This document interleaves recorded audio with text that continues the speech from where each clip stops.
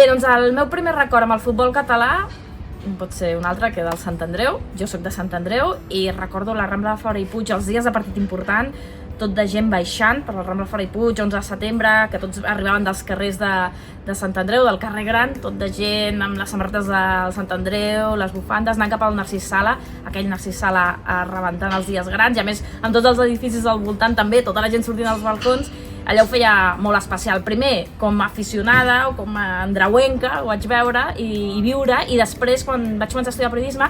vaig anar a Districte Nou Ràdio, que era una ràdio molt petita que hi havia al centre cívic de Bon Pastor, i des d'allà fèiem els partits del Sant Andreu, els diumenges a la tarda o els diumenges al migdia normalment, i allà vaig coincidir amb el mític Gabriel Pérez, que era el narrador dels partits del Sant Andreu, i amb l'Alberto Montenegro, també hi era, allà en aquestes transmissions. La veritat és que tinc molts bons records i m'ho vaig passar molt bé. També vaig viure i vaig aprendre el que era la rivalitat històrica entre el Sant Andreu i a Gràcia, la Vila de Gràcia contra el poble de Sant Andreu. Això també ho vaig aprendre allà. I després doncs, jo vaig anar estudiant periodisme i em vaig incorporar al periodisme esportiu i vaig anar passant per diferents equips fins a arribar a un altre gran equip del futbol català com és el Barça, i aquí veieu el Camp Nou.